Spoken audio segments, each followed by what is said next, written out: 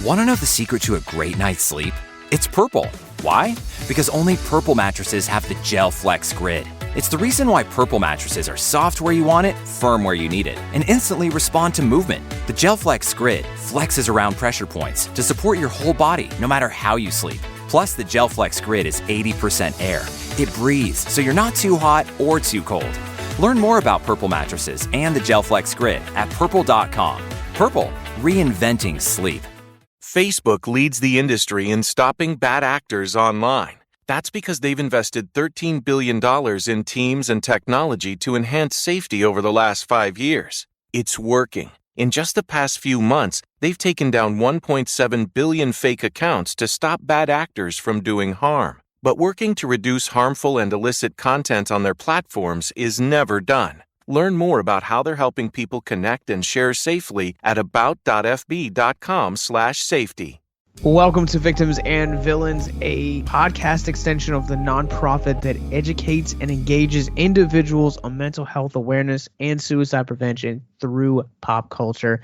My name is Captain Nostalgia. I have the privilege of being one of the writers and podcasters here on staff, and I am joined by fellow staff writer and podcaster, Mr. Alan Cram, because we're busting down ghosts on this episode. We're talking about Ghostbusters Afterlife. We ain't afraid of no ghosts. I was truly surprised that that song does not come up earlier than the credits. I'm kind of glad it doesn't, because I just watched Ghostbusters 2 on You Have to Watch This podcast, and I never realized that 5 minutes into that film you have Dan Aykroyd and Ernie Hudson dancing to the Ghostbusters song. Which was just kind of really, really cringe for me on that watch through. Which you can watch now on our YouTube channel. Yeah. So you guys will have links in the descriptions below. So I have never actually seen Ghostbusters 2. I talked about this in our spoiler-free episode video we did, which is also up on our YouTube. Now, I am not the biggest Ghostbusters fan. Like, the first one was okay for me. I definitely understand the appeal of this fandom. The fandom for Ghostbusters is almost on par with Star Wars. It's strange because it's now become a charitable fan group where you have people that dress up head to toe, go to conventions, go to hospitals, and they're full on all about the Ghostbusters life. And, kudos to them. I'm so glad that there is an audience for that. I am just not it. Yeah. I think a lot of that has to do with what the Ghostbusters are about, and getting rid of things that go creak in the night. And I think for children, I think that's very appealing. And I think that's a lot of what the Ghostbusters groups do, is charitable things for kids. But at the same time, it's also if I can dress up as a Ghostbuster with a proton pack and drive the car around, I would absolutely do that. So yeah, I think it definitely has a fan base, and it's definitely become a marketable franchise based off of the films and the cartoon shows, and reboots. I think people have been having a thirst for more Ghostbusters for years, and Sony has really started to really embrace that. Well, I feel too, there's been this heightened awareness because of nostalgia, and partially because of Stranger Things. I remember when, I think it's the second or third, I think it's the second season, when they all dressed up as the Ghostbusters. It just kind of seemed like the internet lost their mind when that trailer came out. And, now it feels everything has come full circle. And I'm almost curious if a part of Finn Wolfhard's contract is Sony was we'll let you use our characters or their likeness, but you have to, Finn Wolfhard has to sign to our sequel. I have insight on that. Oh, is that a thing? That's a thing, yeah. Do we want to get into how I saw Ghostbusters? Yeah, let's do it, dude. Afterlife? Okay. So recently I attended New York Comic Con with fellow victims writer Joshua Howell, working the event. And while we were there, we had a program. And in the program for the Ghostbusters Afterlife panel, the panel was 3.5 hours long. And I said to Josh, I was like, that's awfully long for a panel. I bet that's a screening. So I was like, you mind if I duck out early and go to this panel? He's like, yeah, sure. So I go to this panel, and the panel comes out. The director, Jason Reitman's there, his father and producer of this film and director of the first two Ghostbusters, Ivan Reitman's there, Finn Wolfhard, McKenna Grace, Carrie Coon, bunch of the cast is there. They do the panel. And so Finn Wolfhard talked a bit about like not knowing that he was auditioning for a Ghostbusters film, and then like asking them like, is me being dressed as a Ghostbuster in Stranger Things going to cause a problem, or is this why you're asking me to do this? Like, what's the connection here? They're like, there is no connection. We just thought you'd be great for this part. They locked him in a room with the script, not telling him what it was for, except for it's a Jason Reitman film. Like, this is what you're auditioning for. And then found out after he got the part that it was Ghostbusters.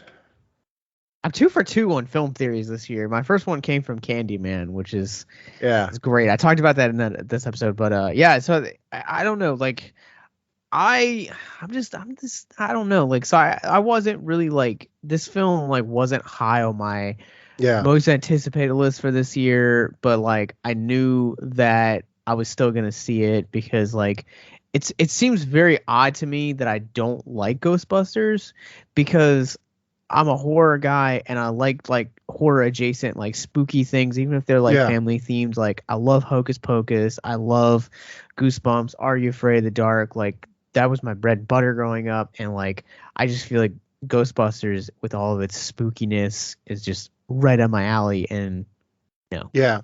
Well, so to continue my story, when they went to show the clips of Ghostbusters Afterlife at this panel, Jason Reitman turned to the audience and said, well, my father and I were talking. I think you've waited long enough. And then they showed us the full film. So I did get to see this movie in New York Comic Con a month and a half ago. So I don't have as fresh of a memory of this film as Josh does, who just saw this an hour ago. True story. But this film has stuck with me for the last month and a half, though. And I have a lot of thoughts about it, and I'm really looking forward to this conversation.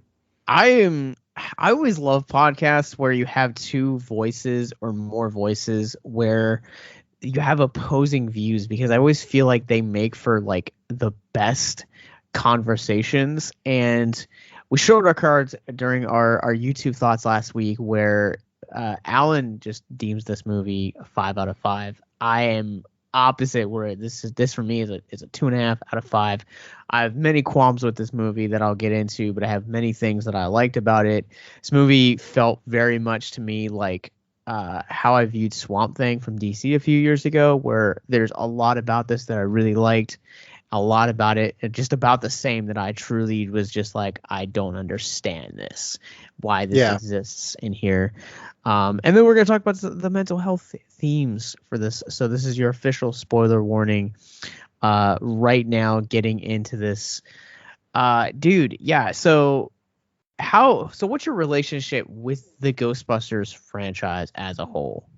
So growing up, I never owned Ghostbusters, but my neighbors did. There were many times where my neighbors ended up babysitting us, and my neighbors were elderly, and they had a adult-aged, mentally handicapped child that lived with them. So one of her things was she loved watching movies. So she had like the biggest collection of VHS tapes that you've ever seen. And Ghostbusters was just the one that we would always watch. So I watched this film numerous times over there, and then got to watch it more on like basic cable growing up, and then found out about Ghostbusters 2. So I always had an appreciation for the film. And then this was like my introduction to Bill Murray and Dan Aykroyd, who I then saw in like other SNL stuff with.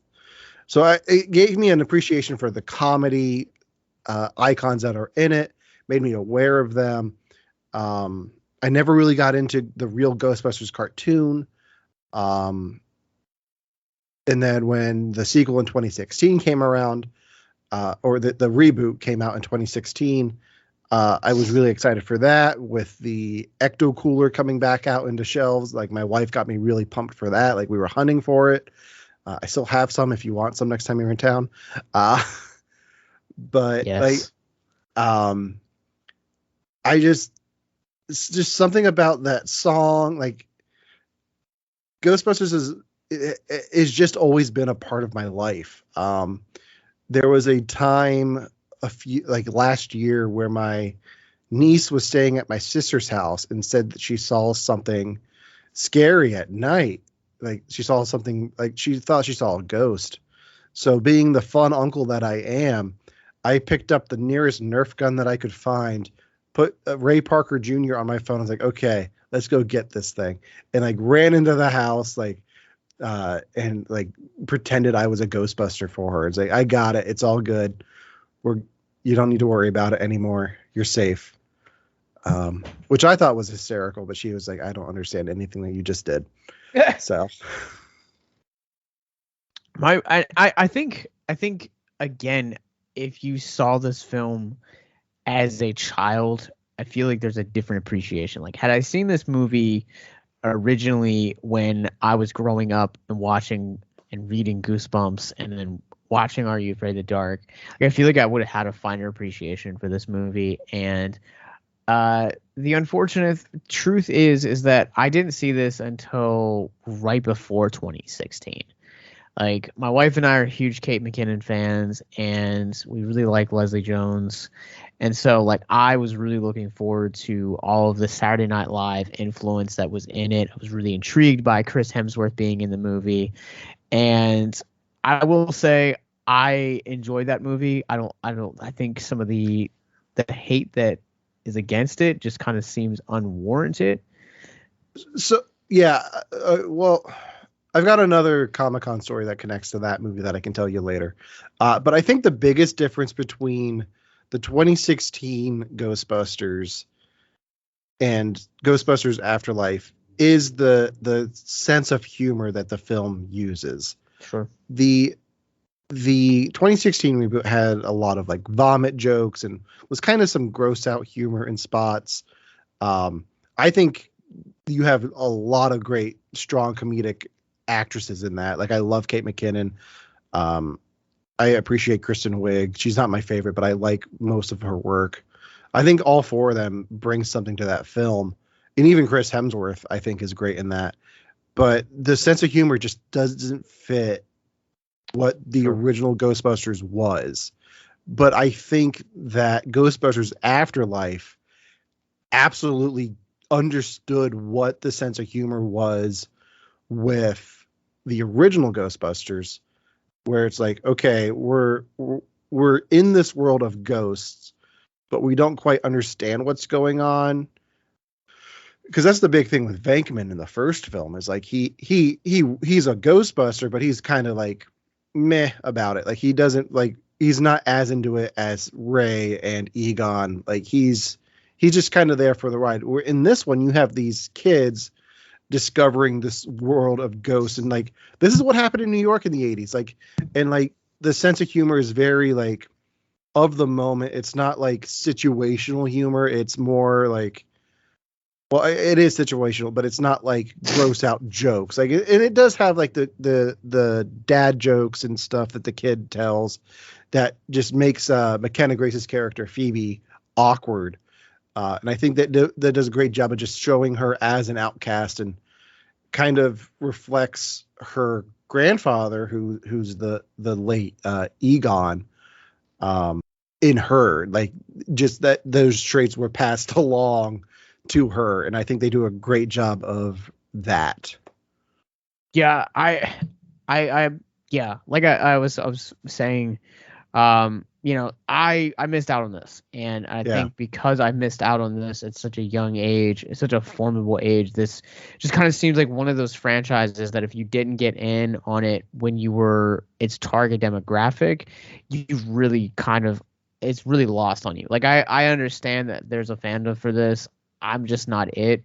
For whatever reason, I really just, I don't want to say I kind of didn't like this movie, but like there were things about it that I thought were okay, and then there were things about it that I just kind of thought were eh. But I think a large portion of why I think that way comes from my relationship to this franchise. Yeah, and with my relationship to the franchise, there are a lot of in jokes with this. There are things in this film that, if you know the first film in particular, that you'll have an appreciation for. And I think what the film does great is, I'm trying to avoid heavy spoilers for anyone who's like, I'm still going to listen until they get into really heavy stuff. What this film does great is it plays with stuff from the first one, but it doesn't feel forced. Everything that they do feels like, okay, like that's believable. We're not just doing this to do this. We're doing this because this is a logical extension of what happened in that first film and the world that they've established. And I think it does a great job of not just going for the member berries. Like, it's like, yeah, here's a ghost trap. Yeah, here's the car. Like, these are the iconic things that you're going to see, but it brings something new to the franchise, like the mini Stay Puft Marshmallow Man. That is one of my favorite things about this movie. I'll just show my cards for that right now. I 100% agree with you. I think this movie, what it does so well is it orchestrates this legacy, and it really brings this franchise forward. And I think that we're in this market now of cinema going audience where we're doing what I would call like legacy sequels, where it's not quite a reboot, but it's cashing in on that nostalgia, but in a different way than we saw 10 years ago. Yeah. And just speaking on the legacy sequel part of it, this film is written and directed by Jason Reitman. Yeah. Who has been involved, like, he has had Ghostbusters in his life from day one. Like, his dad is Ivan Reitman, who's behind the first two. And at the Comic-Con panel, he spoke to that. Like, this is something that I've been around my whole life. And when it came time, like, he never thought he would do a Ghostbusters film, but then he had the idea of this kid picking up a proton pack and like just shooting it at some cans in a field, and the image of the car driving through a cornfield, and he's like, I don't know who these kids are. And then it dawned on him that they're the Spanglers, like they're Egon's descendants, like they're Egon's family. So like, just having him involved and having him be so passionate about the source material, I think is very, very evident in this film. And I think it's one of its strongest cases for anyone who's skeptical about going to see this. Like, Jason Reitman made this not only as a love letter to the Ghostbusters, but a love letter to his father's legacy. Like, this is the least Jason Reitman film I've seen, and I've seen a few of his stuff, and like you can see his influence there. But this is something completely different. I would love to see him do more kind of stuff like this in the future. And we'll talk about it. But I want to officially throw up a spoiler warning and jump into that, because what I want to say, I feel like definitely dives deep into what you were just talking about, the way this film uses legacy, not only behind the scenes, but also in front of the camera.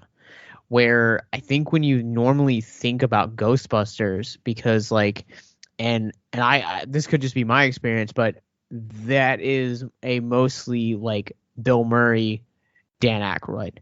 And we even talked about this in our Patreon episode for Casper last month, where that, you know, that movie saw Dan Aykroyd pick up the protein, or the what's it called? Proton pack. Proton pack. Yeah. See, I'm such a novice when it comes to this franchise. But it to try and basically get out Casper and his brothers.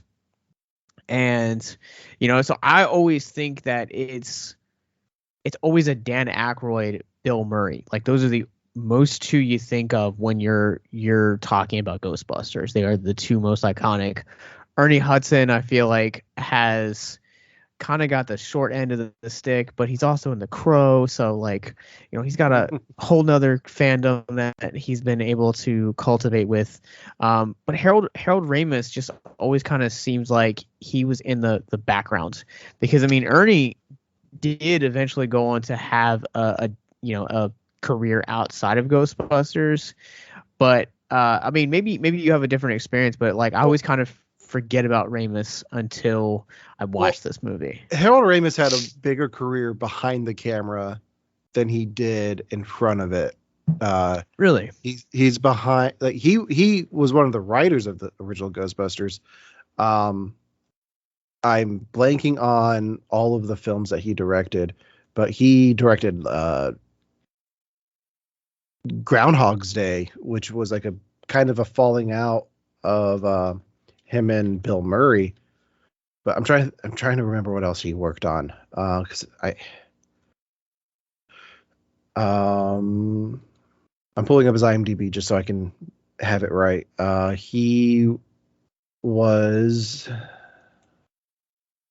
directed Year One with Jack Black and Michael Cera, Multiplicity, which is a film that is absolutely fantastic. National Lampoon's Vacation, Caddyshack, Analyze This, Bedazzled with everyone's favorite, the internet's favorite actor, Brendan Fraser.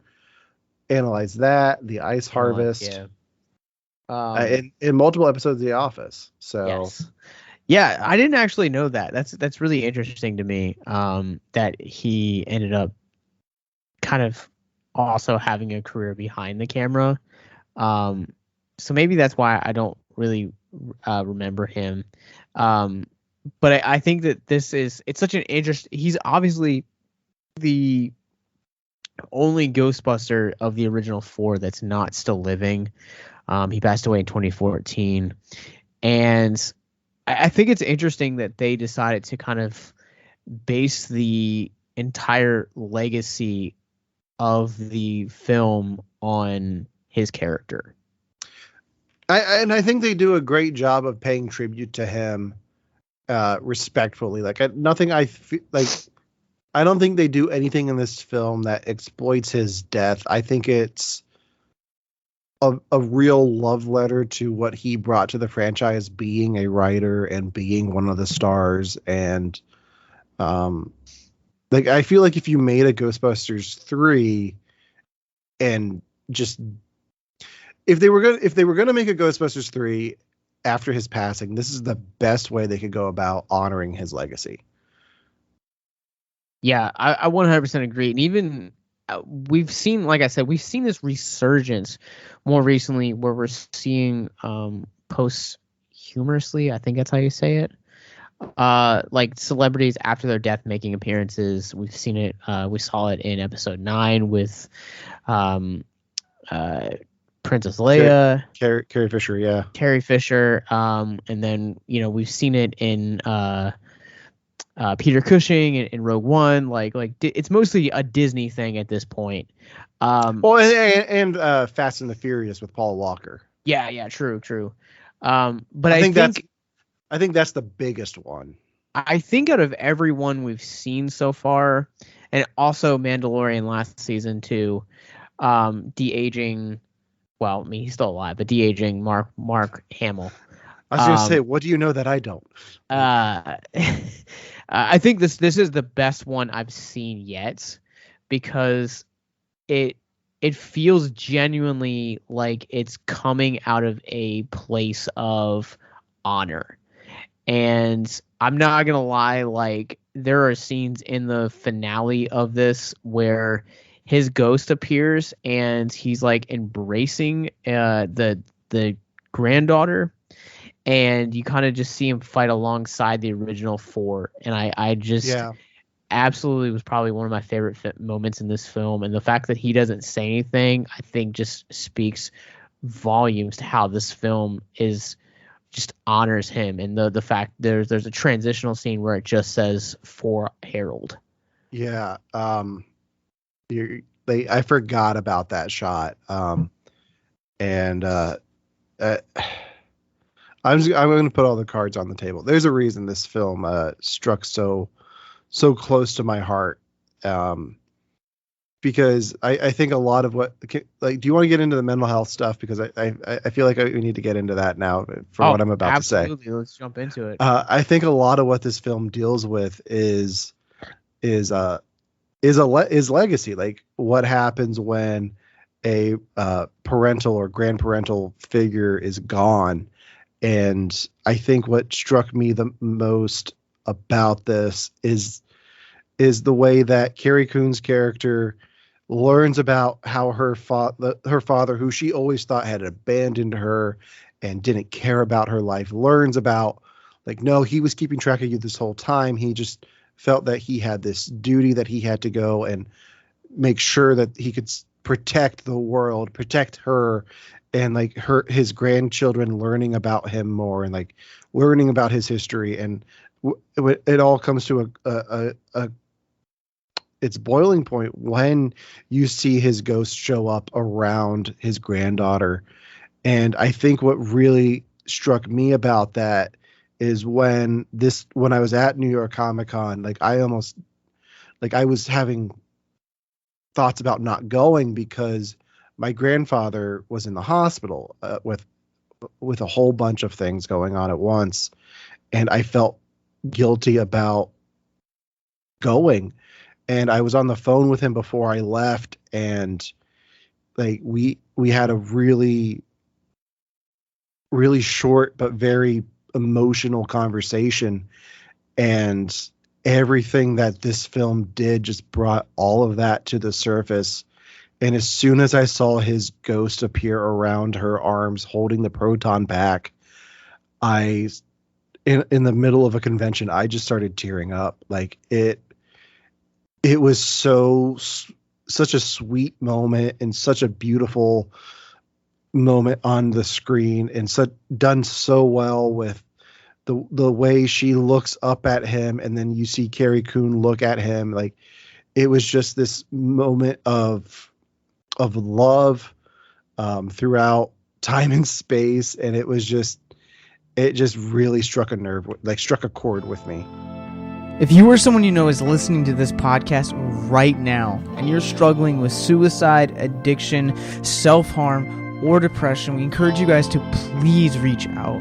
This is the heartbeat of why we do what we do. Suicide is currently the 10th leading cause of death in the United States, and as of this recording, there are 132 suicides that take place each and every day on American soil. And when you scale back internationally, there are 800,000 successful suicides. That is one death roughly every 40 seconds. So if you or someone you know is struggling, you guys can go to victimsandvillains.net/hope. That resource is going to be right in the description wherever you guys are currently listening or streaming this. There you'll find resources that include the National Suicide Lifeline, which is 1-800-273-8255. You can also text HELP to 741-741. We also have a plethora of other resources, including churches, getting connected with counselors, LGBT resources like the Trevor Project, and also veteran hotline as well. Please, if you hear nothing else in the show, understand that you listening to this right now, have value and worth. We get it. Suicide, depression, mental health, these are hard topics, and the stigma around them doesn't make it any easier. But please consider the resources right in the descriptions below wherever you guys are listening, because once again, you have value and you have worth. So please stay with us.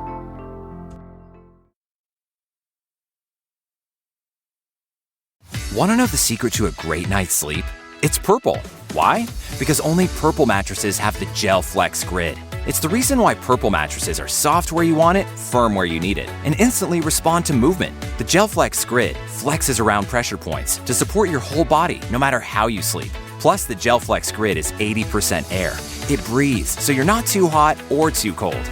Learn more about Purple mattresses and the Gel Flex Grid at purple.com. Purple, reinventing sleep. This is Robert Langdon. I teach symbology. The suspect called him. From the author of the Da Vinci Code. He wants me to locate an ancient portal. We have to finish this or my dad is dead. Dan Brown's The Lost Symbol. All episodes streaming now. Only on Peacock.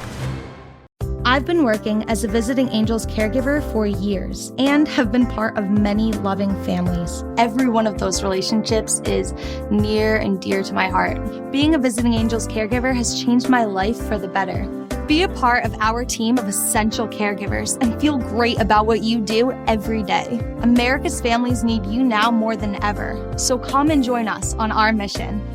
Go to visitingangels.com/career. You'll be so glad you did. Now, I absolutely agree. I think that legacy is not only something that exists, as we've been talking about, in front of the camera, behind the camera, even penning the script and the themes that this film deals with, but like you're saying, like it just embodies the weight of legacy. And I feel like when you're talking about the weight of legacy, Carrie Coon's character, who plays Ramus's daughter, she is now she like really never knew him, but like yet it's revealed. Like I think one of the most touching scenes too is that, like, you know, for the first like 2/3 of this movie, he's kind of portrayed as like this like loner that's kind of almost like a deadbeat, but they call him the dirt farmer. The dirt farmer. Yeah. But I also think that there's that scene where she goes into the basement and she just kind of sees that like murder board-esque collage of just her, and you kind of just see that like he never stopped loving her. And I think that sometimes when, you know, you're going through, you know, to listeners that might go through or have experienced, you know, upbringings or childhoods where, you know, maybe one parent isn't around, or, you know, you're bouncing back between, you know, divorced parents. It's always, you just kind of feel like there's always something within you that like makes you feel, I guess, like a failure. And this is coming from observational, not only of Carrie Coon's character, but also of friends and relatives that I've had growing up that have kind of talked about this and kind of their own mental health journey of, you know, being a child of divorce or like one parent families, is that you never really understand that like love. And I just want to, like, I always feel like love love comes from so many different places that sometimes, you know, just because you don't have it at home doesn't mean that you don't have it elsewhere.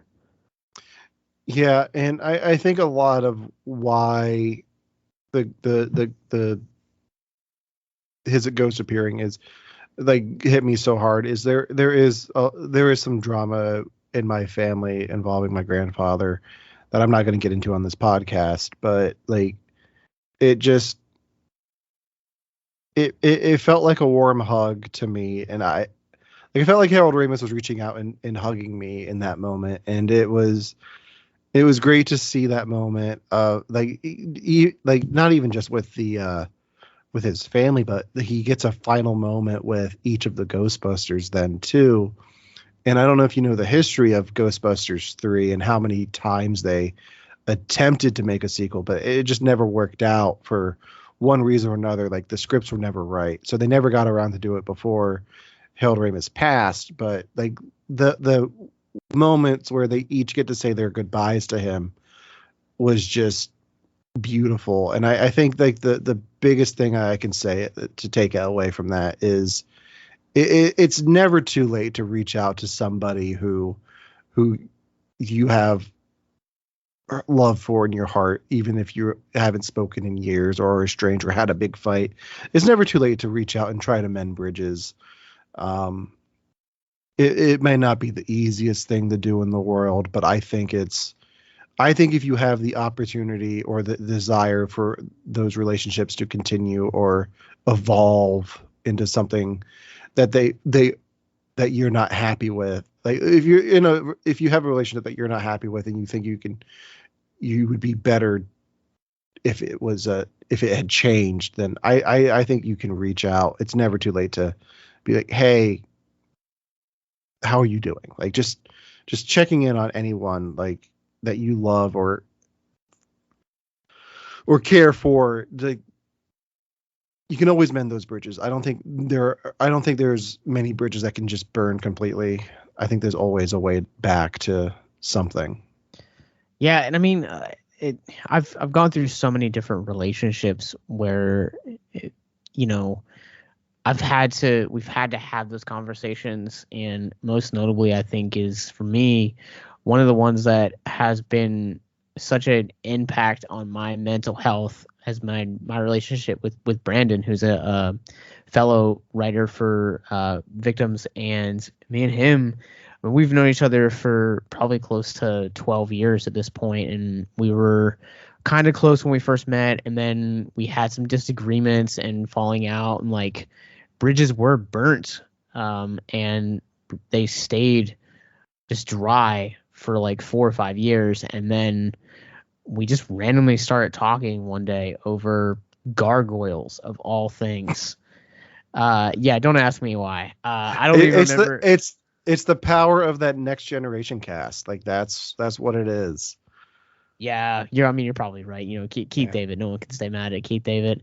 And not even just Keith David. Like Jonathan Frakes brings everyone together. So this is also true. But like it's the true Riker maneuver.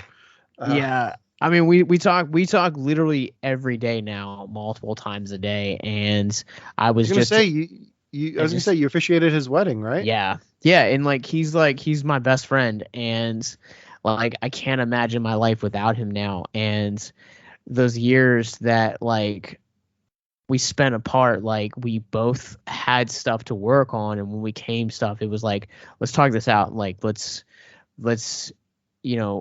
understand one another's vantage points and work towards a stronger foundation for friendship. And I've also had family that I've had to do that with. And I mean, yeah, dude, I mean, sometimes it works out. Sometimes you have success stories like Brandon and I, and then sometimes you don't. But it's part of, putting yourself out there and just kind of being at peace with yourself. Like if you've done all that you can do, like don't let failure or the prospect of failure stop you. Yeah, I don't know what else to say. Like I think the ending of this film is absolutely beautiful, especially with the tribute to Harold for Harold. Yeah. I kind of want to jump in and talk about some of my qualms real quick. Let's get into it, please. I really want to know. Since you think this movie is a perfect movie. Look, I'm just going to be honest. A lot of like the teenage cast for this movie doesn't work for me. So like Finn Wolfhard and like all of the staff at Spinners, like that movie and that entire subplot could have just been out the window and I would have been fine. I mean, I see that as the C plot of this film, so I don't really give it much weight when I look at it overall. I think the film comes to a point where he just kind of abandons that whole thing, and the film is better for it. So I agree with you there. That's one of the weaker parts of the film. But I think the film does a good job of steering clear of it once it gets to a certain point. So we talked about this. Celeste and I did an episode last year for Patreon, which you guys can listen to at the $5 tier, along with Alan's commentaries right now on Spider-Man and the ongoing Legacy series there. But one of the things that I want to address is Finn Wolfhard. Like, I talked about this last year when I wrote my review on The Turning. The Turning very much felt like fan service for people that find Finn Wolfhard attractive. And in a way, Ghostbusters kind of seemed to be, at the time of his casting, seemed to be jumping on the fact that like Wolfhard was this, you know, up and coming actor that has a lot of like buzz about him, and it's all because of Stranger Things. He's the breakout star. Like, I get that. That's cool, you know, but he just seems so underutilized in this movie that at one point his character literally just becomes a chauffeur. I don't really want to say too much about his stunt casting, because I feel like if this film had come out last year when it was supposed to, it wouldn't feel as awkward as it does here. But no, you are right. His character serves the purpose of driving the car, which I think makes sense considering how young Phoebe is in the film. One of the weirdest things about the Comic-Con panel was when McKenna Grace came out on the stage, she looks 5 years older than she does in the movie. And it's like very confusing. It's like, wait, so she's the one who's in the movie? I was like, oh yeah, they filmed this 2 years ago. Yeah, I was about to say, I just pulled up IMDb and I was like, man, this doesn't look like the same exact person. Like, just the headshot that they use for her makes her look like she's like almost like 19, not 12. Yeah, but I'll tell you this, the kid who played a podcast looked exactly the same. Dude, podcast and McKenna Grace's character, Phoebe, literally... I just loved their chemistry and their dynamic. I feel like when you're talking about the legacy of like humor, they embodied the original humor from the 80s. And that's why, like, anytime the camera would pan off to go to Lucky and Finn Wolfhard's character, or anything that was in the direction of Spinners, it just kind of seemed like, why? Like, I didn't understand it. Like, it just kind of seemed like pointless fan service. I don't even think of it as a fan service. Like, I think that plot mostly serves the purpose of something weird is going on in those caves, and we're going to show you this, and we're going to get 2 more people involved in this. That way you have the 4 people with proton packs at the end of the film. I think so. I consider the Spinners stuff the C plot, and the McKenna Grace stuff the A plot. The B plot for me, the one that I find more interesting than the Spinner stuff that really helped me with my 5-star review of this, is the Callie and why is Paul Rudd so far down on the IMDb? Mr. Gruberson. The Carrie Coon and Paul Rudd stuff I thought was absolutely spot on, and did such a great job as the stand-in for the Venkman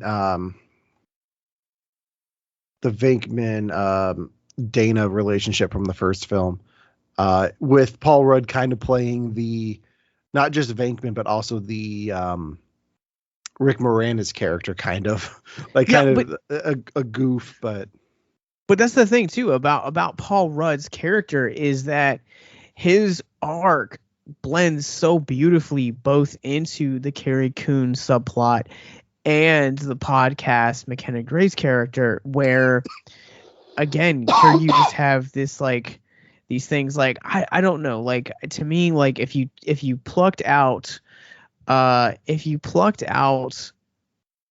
Wolfhard and Lucky and Spinners, if you plucked them out of this narrative, made this a little bit tighter, I would have appreciated it a little bit more. But also too, like, you could have found another way to explore the ancient it starts with a G. What's the monster, the big monster in this one? Gozer. Yeah, like you definitely could have had Gozer kind of explained another way, like this giant pit that they essentially have. I think, like I said, I think his purpose was like his storyline was mostly to get the other two people in the proton packs at the end. Because it's a Ghostbusters film, you expect 4 people to show up to bust ghosts with proton packs on. Let's talk about the use of Gozer and Zuul in this, because those are 2 names that are synonymous with Ghostbusters. Yep. And I think they did such a great job of bringing that story in, bringing those characters back into this in a believable way. Because if you look back at the first Ghostbusters, the whole rooftop of that building was built by that guy who's in the tomb in this town, played by J.K. Simmons. Ever so briefly. I don't know. Briefly. I don't know what Sony Pictures has on him, but he's just in everything they have this year. But like, I think they did a great job of bringing that in and tying it into the mythology of Ghostbusters, and it makes it believable why Egon would spend so much time away from his family. Like that's the biggest thing for me, is like, it makes sense why he did what he did, is because he sees it. He knows that this is a apocalypse level threat. Well, not only that, it also too, it does such a great job at continuing on the legacy. Like this, again, I've never seen Ghostbusters 2, so I don't know, but I do know that within the fandom, it's very much looked down upon, it's frowned upon. But this film feels like, because of the way that it's set up with all the Gozer stuff and Harold Ramis's character as well, it just kind of feels like a natural continuation of Ghostbuster 84, the way that the transition between Halloween 1978 and Halloween 2018 feels like. It ignores everything else that lies in the middle, and it's just like, we're just going to give you a mirror image of what 40 years from this film has done to the characters, and this is what we're going to explore here. That's what I think this film does so well, is that there were things that happened in 1984, but you also have to understand is that ghosts and demons and goblins, like, they don't just disappear like that. So we're going to explore that and how it's affected the legacy of one particular Ghostbuster. And also to a lesser extent, I would also say Ray Stentz. You kind of get to see the cameo, the initial cameo from Dan Aykroyd that they did in here. You get to explore kind of what happens between the events of the second film into this film. Yeah, and I think they do a good job of that as well. Like I don't know why, but I think my favorite joke overall of the whole thing is Phoebe gets arrested, and who's she gonna call? Ghostbusters. Like the fact that the first cameo for one of the legacy Ghostbusters is a phone call, and I think that's just super clever. Like I just absolutely love the humor of that. How would you guys like to help us get mental health resources into schools, conventions, and other events? Well, now you can. Simply go to patreon.com/victims and villains for as little as $1 a month. You guys can help us get mental health resources into current and upcoming generations, educate and break down stigma surrounding mental health, suicide, and depression.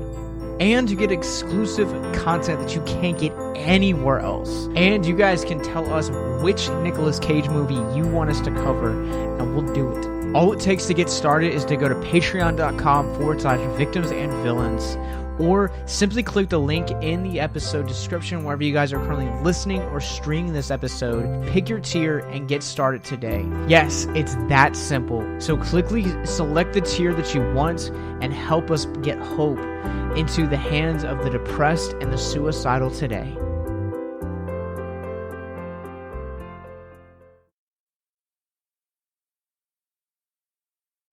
People like to have fun during the holidays. You know what's not fun? Returning an ugly sweater. Don't give anyone an ugly sweater this year.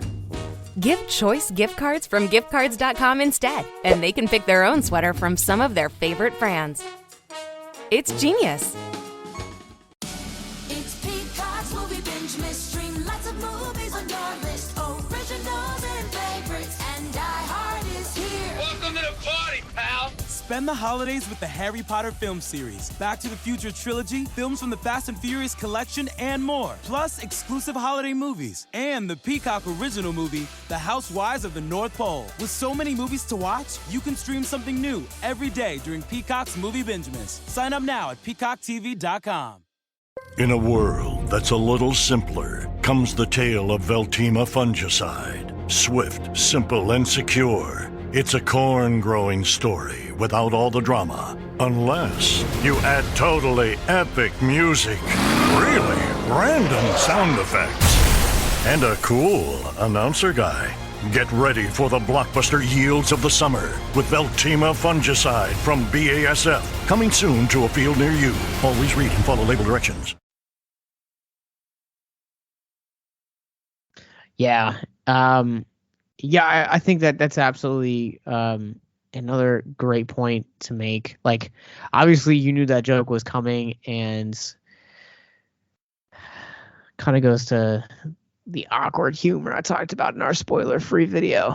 Yeah, and I mean, it might not work for somebody who's not as big of a fan of the franchise, but I think as a fan, like, it's just like, that's clever. Like, I can appreciate that a bit more than you, maybe.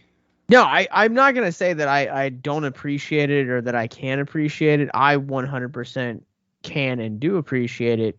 I'm just saying, for me, like, the humor in this one, I feel like, is also a bit of a lower point, to where it's kind of like trying to appeal both to those that grew up on the original Ghostbusters, which, don't get me wrong, there are definitely times that I found myself laughing. And then it's also trying to appeal to newer audiences like millennials and Gen Z that have very much a different sense of humor than the 84 crowd does. And it seems like they tried to merge and converge those two types, those three types of sense of humor several times, and that joke just didn't land because it didn't necessarily know which audience it was trying to appeal to. Yeah. And I'm going to say this as well. I'm fully aware that my opinion of this film is probably skewed a little bit higher because of seeing it at New York Comic Con with a room full of people who are eager to see anything Ghostbusters, that they waited in line for hours for a panel, and with the director and cast like 20 feet away from me.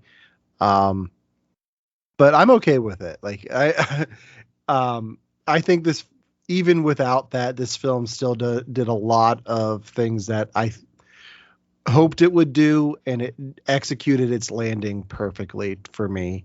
But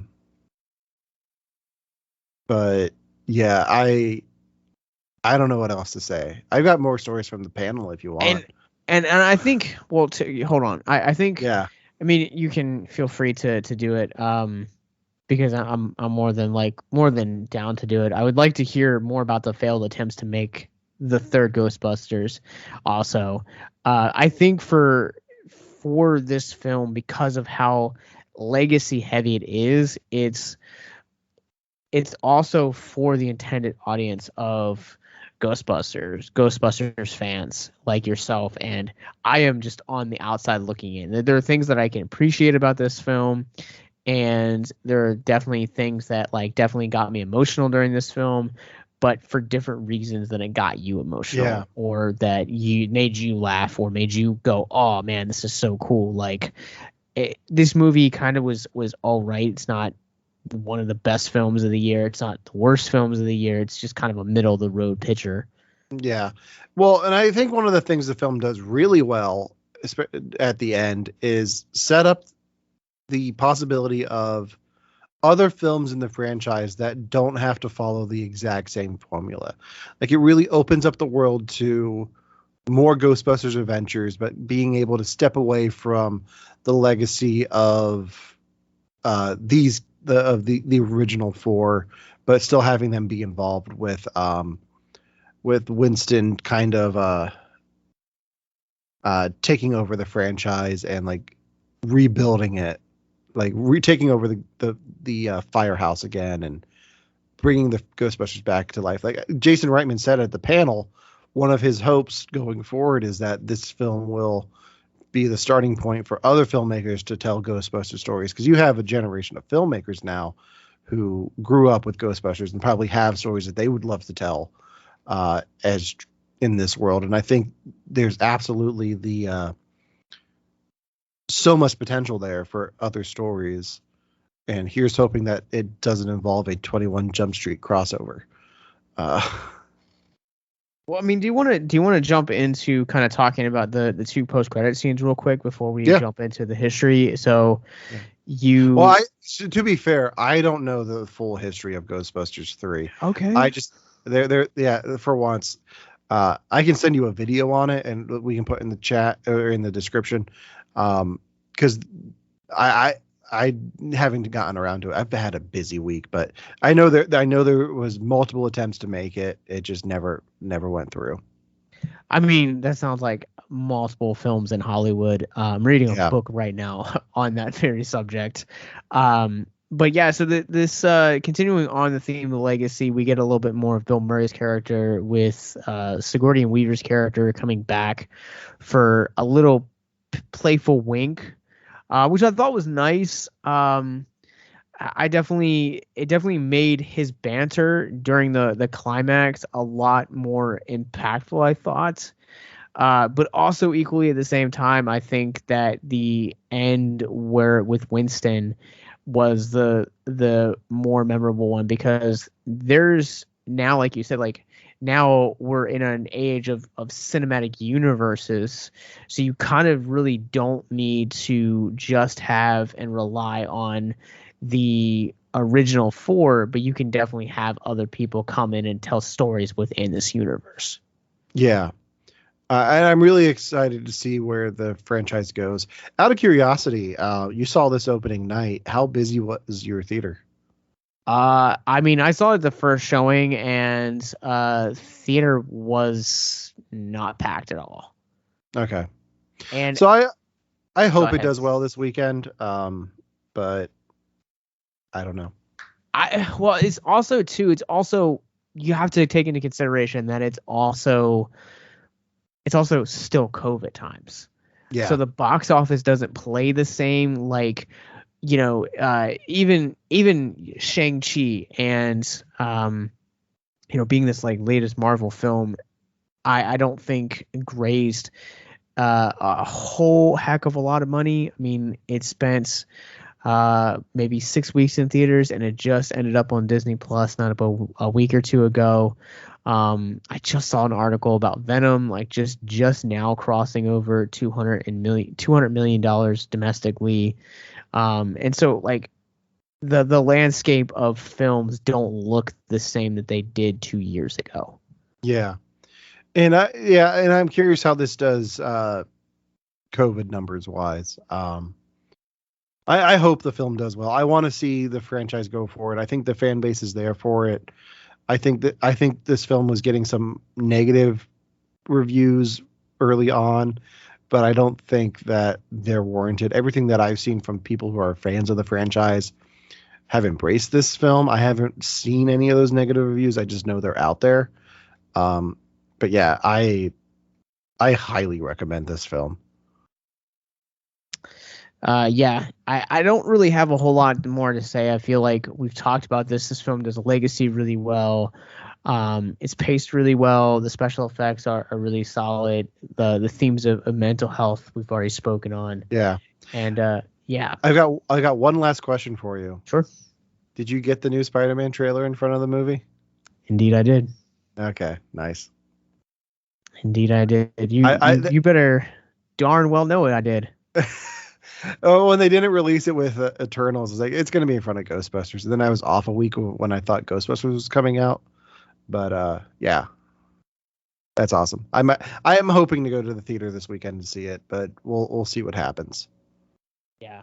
All right. Well, let us know where people can find your podcast. You Have to Watch This podcast is available on all major podcasting platforms. We are also available on. We go live on Twitch weekly, Tuesday nights usually for our show. You can also find us on YouTube, Facebook, and Instagram.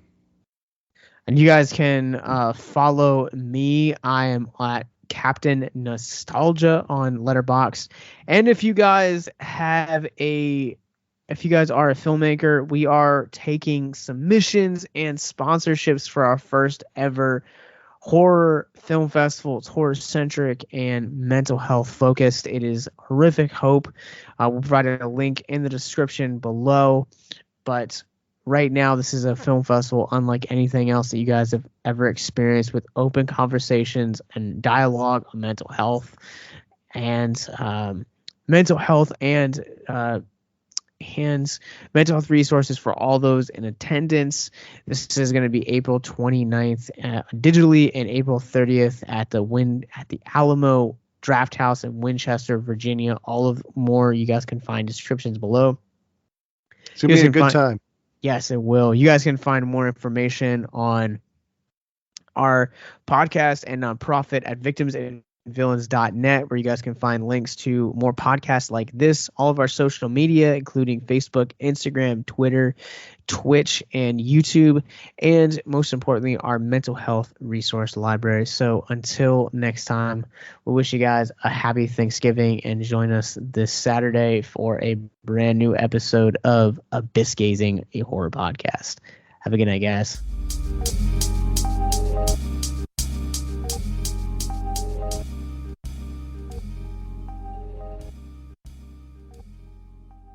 Heat pack or ice pack? Ice pack. Bath or shower? Bath. Treat or prevent? Both. Nurtec ODT Rimegepant 75 milligrams is the first and only medication proven to treat and prevent migraines in adults. The choice is yours. Don't take if you're allergic to Nurtec ODT. The most common side effects were nausea, stomach pain, and indigestion. For important safety, prescribing, and patient information, visit NURTEC.com. Talk to your doctor about Nurtec ODT. Facebook leads the industry in stopping bad actors online. That's because they've invested $13 billion in teams and technology to enhance safety over the last 5 years. It's working. In just the past few months, they've taken down 1.7 billion fake accounts to stop bad actors from doing harm. But working to reduce harmful and illicit content on their platforms is never done. Learn more about how they're helping people connect and share safely at about.fb.com/safety.